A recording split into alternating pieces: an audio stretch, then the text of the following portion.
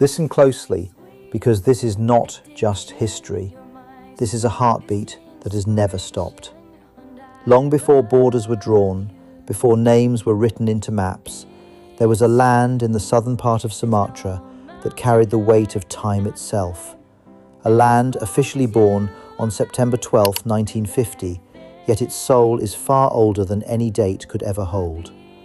What we now call South Sumatra once embraced vast regions, from Jambi to Bengkulu, from Lampung to the Bangka Belitung Islands. They may stand today as separate provinces, but their roots still whisper the same story. One origin, one linguistic soul, one ancient rhythm flowing through Austronesian blood and the echoes of Proto-Malay voices, alive in Palembang, Ogan, Komering, Musi, Lematang, and beyond. But this story does not begin there. It goes back to a time when humanity itself was still learning to stand against the wild, the Paleolithic age, when the first traces of life carved their presence into the land now known as Lahat, Saralangun, Ogan Komering Ulu, and Tanjung Karang. In caves, along riverbanks, beneath the silent watch of the Gumai Mountains, tools and relics were left behind. Proof that ancient hands once shaped survival here. Proof that this land was never empty. It was chosen.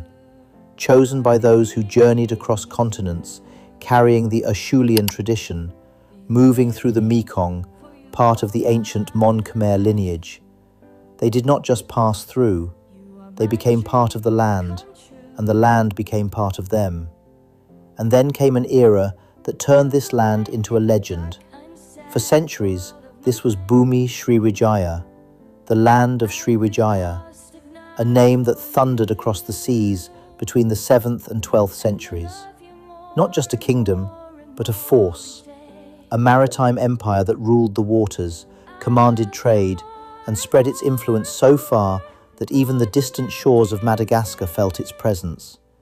Imagine that, a civilization so powerful that its echo crossed oceans. But power shifts, time moves.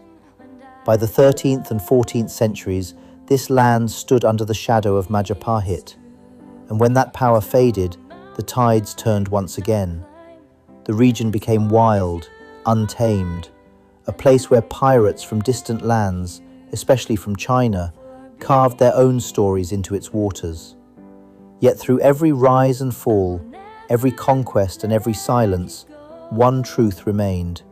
This land never lost its spirit. It adapted, it endured, it remembered. And today, every river, every dialect, every piece of earth in South Sumatra still carries that legacy. Not just as history, but as identity. Not just as memory, but as power. This is not just where people come from. This is where resilience was born.